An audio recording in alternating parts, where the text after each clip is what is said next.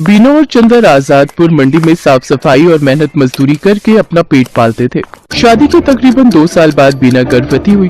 दोनों ही पति पत्नी इस बात से बहुत खुश थे और बेसब्री से नए मेहमान के आने का इंतजार कर रहे थे, लेकिन होनी को शायद कुछ और मंजूर था। एक शाम जब दोनों काम से घर लौट रहे थे तो रास्ते में रेल पटरी क्रॉस करते वक्त चंदर का पैर पटरी में फंस गया। अरे अरे ये मेरा पैर, अरे ये क्या हो गया जी? जल्दी जल्दी पैर निकालने की कोशिश कीजिए।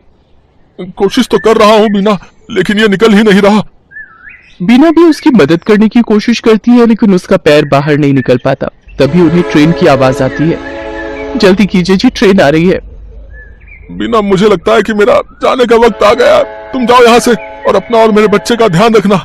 मुझे भागे को अपने बच्चे का मुंह देखे बिना ही इस दुनिया से जाना होगा। नहीं, ऐसा मत कहिए जी, मैं आपके बिना कैसे रह पाऊंगी? मैं भी आपके साथ इसी पटरी पर अपनी जान दे दूंगी। नहीं, हमारे बच्चे के लिए तुम्हें जीना होगा बीना। अब जाओ यहाँ से, तुम्हें हमारे होने वाले बच्चे की कसम। जैसे ही बीना पटरी से दूर जाती है तभी ट्रेन आकर विनोद को पल भर में काट देती है। बीना की आंखों के सामने उसके पति की मौत हो जाती है। एक ही पल में उसकी हंसती खेलती दुनिया उजड़ जाती है और वो एक विधवा बन जाती है। चंदर के जाने के बाद बीना बिल्कुल अकेली हो चुकी थी।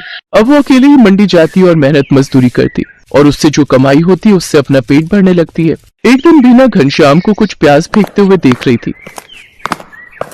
अरे घनश्याम भैया, ये आप क्या कर रहे हैं? कुछ नहीं बहन, जो प्याज खराब हो गए हैं उन्हें अलग करके फेंक रहा हूँ।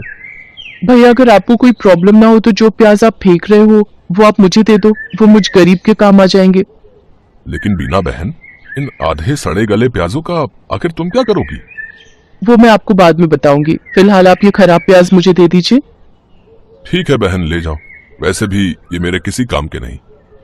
इसके बाद बीना उन खराब प्याजों को एक थैले में भर लेती है और शाम को अपने साथ घर ले आती है और उसमें से थोड़े ठीक प्याजों को अलग करके रख लेती है और जिनकी हालत ज्यादा ही खराब थी उन्हें अपने घर के बाहर बनी क्यारी में बो देती है। अगले दिन सुबह काम पर जाने से पहले बीना साफ छाटे हुए प्याजों को काटकर आटे में मिलाती है और साथ ही नमक, हरी मिर्च और अजवाइन डालकर उस आटे को गूंथ लेती है। खुद नाश्ता करके वो कुछ पराठे घनश्याम के लिए भी पैक करके ले जाती है। ये लो घनश्याम भैया, आपसे जो कल प्याज लेकर गई थी उनसे मैंने प्याज के पराठे बनाए हैं, जरा आप भी चख कर देखो। रोज दाल चावल खाकर आप बोर हो गए होंगे ना? बीना बहन, हम गरीबों के नसीब में तो दाल चावल और सूखी रोटी ही होती है, भला उससे भी क्या नाराज होना।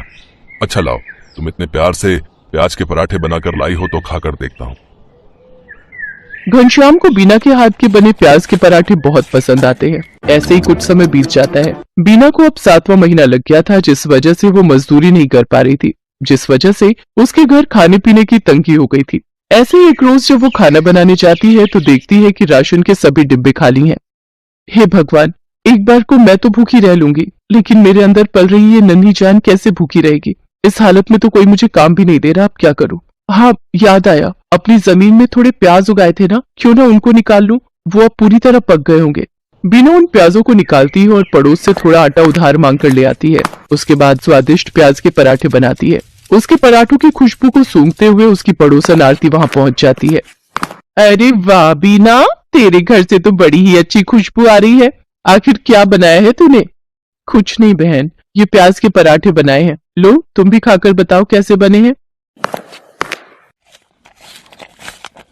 वाह वाह वाह, क्या स्वाद है बीना तेरे हाथों में। अरे इतने अच्छे पराठे तो ढाबे वाला भी नहीं बना पाता। मैं तो कहती हूँ तू प्याज के पराठे का एक ठेला लगाकर बेच और पैसे कमा। जब ऊपर वाले ने तुझे इस हुनर से नवाजा है कि तू इतना अच्छा खाना बना लेती है तो इसका फायदा उठा।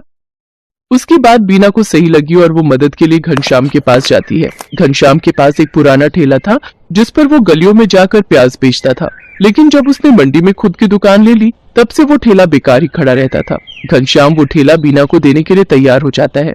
घनश्याम शाम को अपना पुराना ठेला लेकर बीना के घर पहुंचता है। ये लो बीना बहन, इसकी मरम्मत मैंने करवा दी है, अब तुम इसका इस्तेमाल कर सकती हो। आपका बहुत बहुत शुक्रिया घनश्याम भैया, आपका ये एहसान मैं कभी नहीं भूलूंगी। अगले दिन सुबह जल्दी उठकर बीना सारी तैयारी कर लेती है और मंडी में जाकर अपने प्याज के पराठों का ठेला लगा लेती है। लेकिन काफी देर तक जब कोई ग्राहक नहीं आता तो वो सोचती है, हे भगवान, दिन ढलने को आ गया लेकिन अभी तक एक भी ग्राहक नहीं आया। अगर ऐसे ही चलता रहा तो मैं अपने होने वाले बच्चे को क्या खिलाऊंगी? लगता है अब बिजनेस चलाने के लिए कोई तरकीब लगानी होगी। एक काम करती हूँ, कम दाम करके बेचती हूँ। एक बार मेरे पराठों का स्वाद सबकी जुबान पर चढ़ गया तो वो कहीं और जा ही नहीं पाएगा। इतना सोचकर बीना आधे दाम में प्याज के पराठे बेचने लगती है। कम दाम में बहुत सारे लोग बीना के पराठे खाने लगे। कुछ दिन बीना ने सबको कम दाम पर ही पराठे बेचे, लेकिन फिर जब उसके ग्राहक बढ़ गए तो उसने रेट बढ़ा दिए। लेकिन तब तक वो पूरी मंडी में प्याज के पराठों वाली के नाम से मशहूर हो चुकी थी। कुछ ही दिनों में उसकी अच्छी खासी कमाई होने लगी थी। वो भगवान के आगे हाथ जोड़कर बोलती है, हे भगवान, तेरी कृपा से और कुछ अच्छे लोगों की मदद से मेरा काम बहुत अच्छा चल पड़ा है और मैं अच्छी खासी कमाई कर लेती हूँ। बस मुझ पर ऐसी ही अपनी कृपा दृष्टि रखना ताकि मैं अपने बच्चे को एक अच्छी जिंदगी दे सकूं। कुछ ही दिनों में बीना खुद का ढाबा खोल लेती है। अब उसकी खूब अच्छी कमाई होने लगी थी। उसका काम और बढ़ गया था, इसलिए उसने अपनी मदद के लिए 2 लाचार औरतों को रख लिया था। बीना की डिलीवरी का समय भी आ गया और उसने एक बेटे को जन्म दिया। महीने भर का रेस्ट लेने के बाद वो वापस काम पर जाने लगी और अपने साथ अपने बच्चे को भी ले जाती। अब वो काम संभालने के साथ साथ अपने बच्चे की भी अच्छी परवरिश करने लगी और खुशी खुशी उसके साथ रहने लगी।